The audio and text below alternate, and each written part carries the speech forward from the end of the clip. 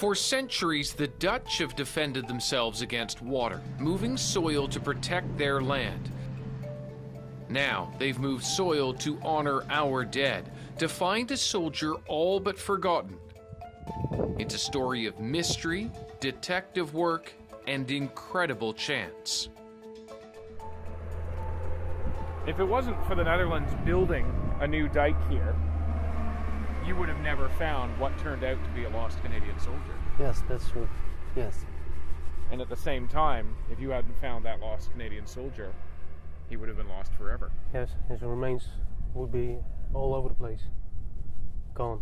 Amateur historians Corné Litjens and Govert Delorme knew of the battle fought on this field between Canadians and Germans. Govert then heard about excavations, and he immediately came to the field to see if anything had been unearthed. The first time I thought it must be a chicken bone. But when I came, I saw it immediately. It was a human bone. In the black soil, Govert saw a bone, a leg. He dug by hand and discovered 2 finger bones and a ring.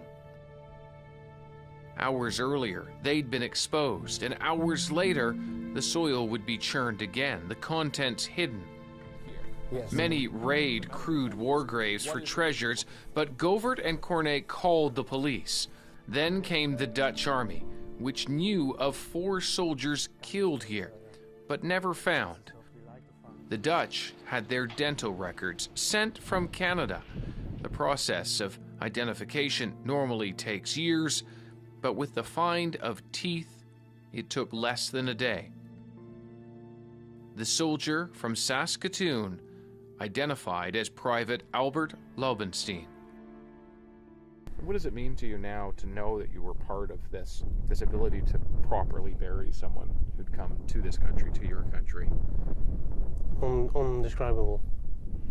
That man that fought for our freedom, yeah, undescribable. 30 years old. I've got no words for that. It's pretty remarkable that they were actually able to identify my uncle. Glenn Laubenstein is Albert's closest surviving relative, the son of his brother, contacted out of the blue by the military, and now in the Netherlands as Albert is reburied. He's got to know his uncle decades after his death.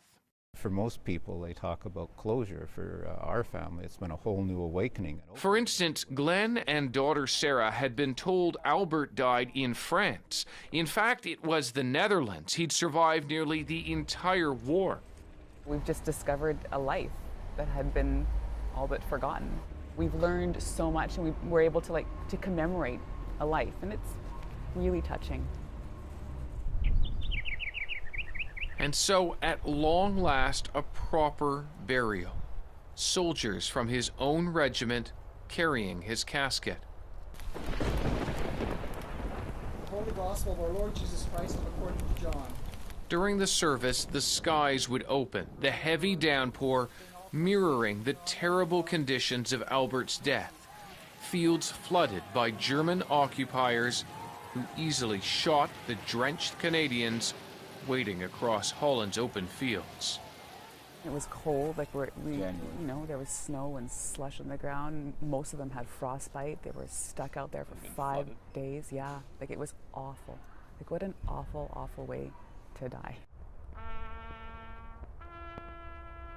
Albert's remains are now alongside those killed in the same battle, his comrades.